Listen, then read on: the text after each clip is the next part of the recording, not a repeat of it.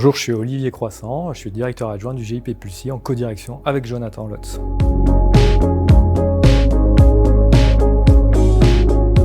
Parceo, c'est une super belle histoire qui a commencé en 2018 puisque on a fédéré tous les acteurs qui étaient sensibles au sujet de la coordination. En 2018, on les a rassemblés et on a créé un premier noyau d'acteurs, de porteurs, donc les porteurs SNAC à l'époque, qui ont été OK pour partager une même vision d'un même outil. Et depuis, en fait, on a été rejoints, ils ont été rejoints par tout un tas d'acteurs sensibles aussi à la coordination, que ce soit des CPTS, des médecins de ville, des infirmiers de ville, des acteurs de ville au sens large, et bien évidemment tous les établissements de santé. Et donc ça, c'est une grande fierté de Pulsi aujourd'hui, c'est d'avoir réussi avec eux, d'avoir cette communauté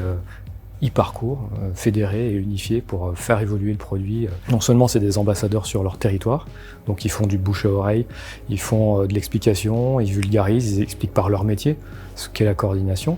Et puis ils participent à toutes les instances que nous on organise, sur les territoires certes, mais aussi dans le récent club utilisateur qu'on vient de monter. L'enjeu c'est d'avoir un maximum de gens qui parlent sur un outil commun. Voilà, nous on n'est pas là pour imposer des outils, on est là pour favoriser un choix d'outils qui répondent à leurs besoins de terrain.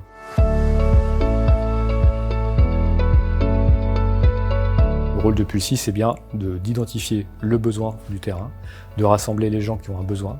et de construire un outil qui leur correspond et sur lequel ils vont pouvoir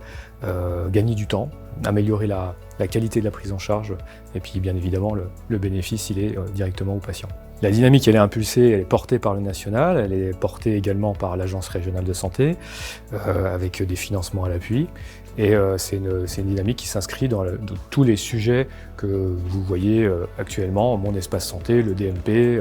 et tous ces sujets nationaux. Donc on est vraiment dans la dynamique nationale, même si c'est un outil régional mais qui a son homologue dans chaque région de France.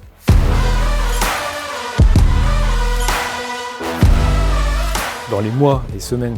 qui vont arriver, le premier objectif c'est